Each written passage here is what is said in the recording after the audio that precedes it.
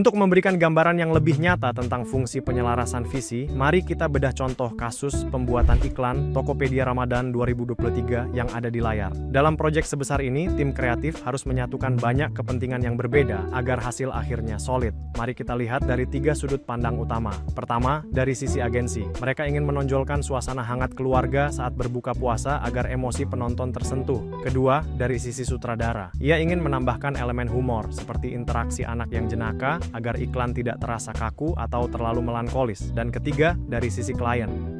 Catatan tegas mereka adalah harus ada momen belanja online yang muncul sebagai solusi kebutuhan Ramadan.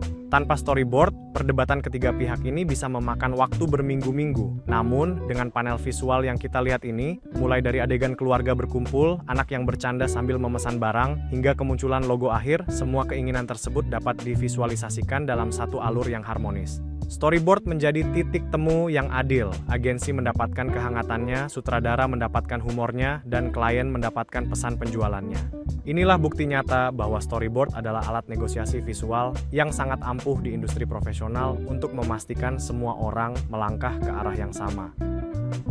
Setelah kita menyelaraskan visi antar anggota tim, fungsi teknis utama berikutnya dari storyboard adalah sebagai panduan mendetail untuk merencanakan pengambilan gambar atau shooting plan.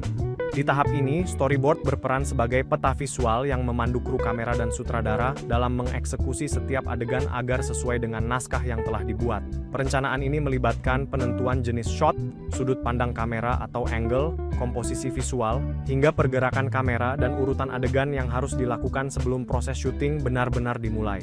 Sebagai contoh konkret, mari kita perhatikan rencana produksi iklan kopi berdurasi 30 detik yang tertera pada layar. Pada detik-detik awal atau shot 1, kita memulai dengan wide shot lingkungan kampus di pagi hari selama 5 detik untuk membangun suasana. Kemudian pada shot 2, kamera beralih ke medium shot yang memperlihatkan barista sedang menuangkan kopi selama 8 detik untuk menonjolkan produk. Transisi berikutnya pada shot 3 menampilkan close-up wajah mahasiswa yang tersenyum selama 7 detik untuk menangkap reaksi emosional, dan akhirnya ditutup pada shot 4 dengan kemunculan logo brand selama 10 detik sebagai penguat identitas. Keberadaan storyboard yang terperinci seperti ini sangat krusial, karena membuat Director of Photography atau DOP mengetahui dengan pasti jenis shot apa saja yang dibutuhkan di lapangan. Hal ini secara efektif meminimalisir risiko terjadinya kesalahan teknis saat pengambilan gambar, sehingga waktu dan tenaga tidak terbuang sia-sia untuk adegan yang tidak perlu. Dengan perencanaan yang matang di atas kertas, kalian bisa memastikan bahwa proses produksi akan berjalan jauh lebih efisien, dan hasil akhirnya akan memiliki kualitas visual yang konsisten sesuai dengan visi awal. Salah satu tantangan terbesar dalam produksi kreatif adalah ketidakpastian sumber daya, dan disinilah storyboard menjalankan peran krusialnya dalam membantu estimasi waktu serta biaya secara akurat. Melalui visualisasi panel demi panel, tim produksi dapat memprediksi durasi produksi dan kebutuhan anggaran dengan cara melihat jumlah total shot, tingkat kompleksitas setiap adegan, lokasi yang dibutuhkan, hingga peralatan teknis apa saja yang harus disewa.